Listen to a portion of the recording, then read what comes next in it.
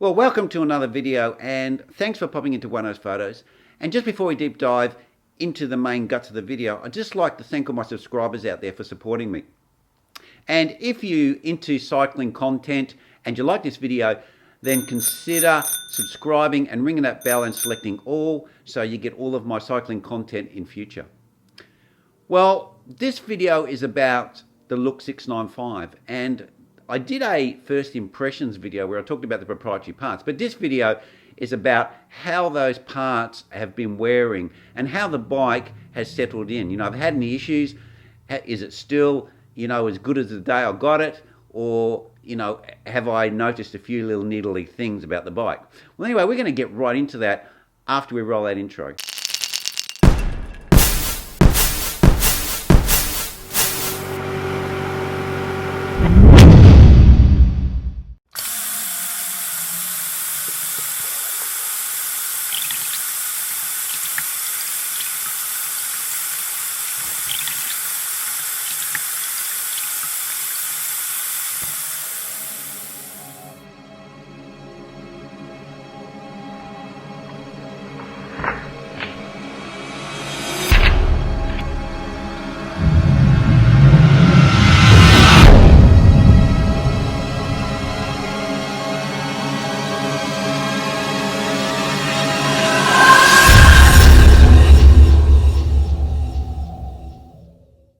Well, let's start off with the pros of the bike. And one thing that has maintained ever since I got the bike is the transmission, and the transmission is incredibly smooth.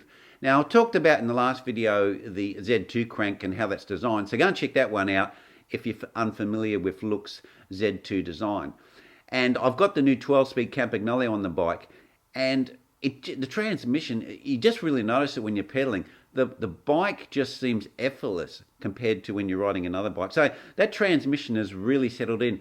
And when I first got it, it was actually quite noisy because I have a bit of a mixture. I have some 11-tooth chain rings on the front with a 12-speed chain running because it's a 12-speed Campagnolo record. And it was quite noisy when I first got it. But that sound is now completely gone. It's really, really quite quiet, and you don't get any noise unless, of course, you're cross training where you get that on any transmission. But that's working really well. The second thing that I've noticed about the bike, which is from the word go, is how comfortable it is.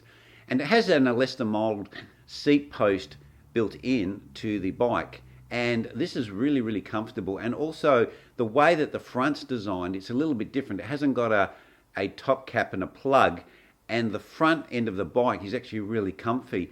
And if you've actually been following me, you've known that I had some problems with my Reynolds wheels. So what I did is I had to get them fixed and get a spoke replaced. So I swapped them out to my Campagnolo Bora 2s, and I really noticed that the comfort improved. So the Campagnolo wheels, the Bora 2s, are very compliant and really comfy. So that's been really good, and the bike is really a joy to ride now.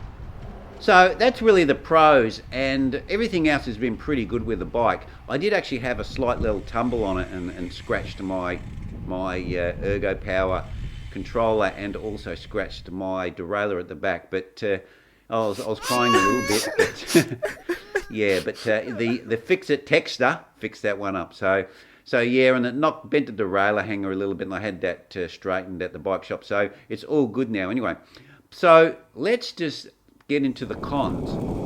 Now, the first thing that I probably noticed on the cons is the finish, the paint finish. Now, there's two things about the paint finish that are probably a little bit different to other bikes. This bike, it has just like a clear coat. It has some transfers on it, so there's a different look colours, and obviously the look names on it everywhere. But apart from that, it's a clear coat, and you can actually see the fibres underneath. And they've used the multi-layer one. I can't remember what it's called. I know there's a specific name for it. The one that's like woven, it's not just strands in all directions. And that was been put on as a last coat of carbon, and then they've glossed over it. But in some places you can see they didn't do a really top job, and you can see the ends of the carbon sheets on the bike. So that's a little bit disappointing, with a premium product like this. But I mean, it doesn't change the way it works and everything. It just doesn't look that great when you look up close. The second part, which is not really a problem I've had with it, but it does have a lot of proprietary parts. This bike, you need to, if you're going to buy it, you need to realise that there's quite a few components on it that are only made by Look. It's not made by anyone else. So if I do have any problems with them, I may be, up the S Creek without a paddle trying to get some, because some of these proprietary parts I don't think actually made anymore. They don't have them on the latest Look bike. So that could be a little bit of a problem for me in the future, but so far so good. Well, the other thing that could be a problem for some people is the seat post. Now the seat post, it's not round, but it's not like an aero seat post you get on an aero bike. So it's kind of in between. It's like this funny semi-curved oval shaped. So a lot of things may not fit. Like if you have specific lights that need a round post, or they're designed for an aero post, or they have an adapter for one or the other, this one's kind of in the middle. So if it isn't sort of like a lackey band that goes around it, you might have trouble fitting stuff onto the seat post.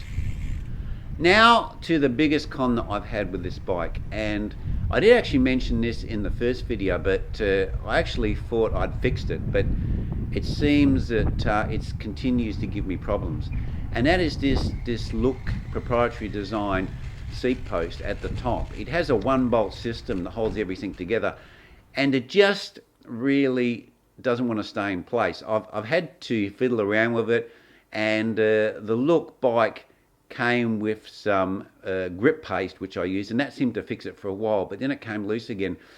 But I've actually tightened it up, and you have to tighten it up like more than the recommended Newton meters, which is a little bit concerning, but you have to have your seat still. So that's been a bit of an issue. So I'll have to keep my eye on that and see how that goes and report back later, because that's being a bit of a problem.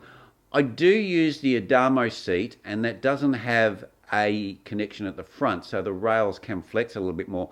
I don't know if that contributes to it, the type of seat, but yeah, I'm having that problem, and I will keep you updated on that one in future videos.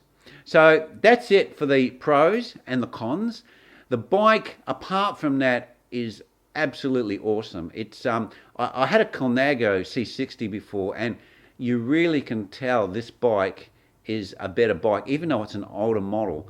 It just rides so much nicer. It's more comfortable. It handles the same as the Colnago. It turns in beautifully.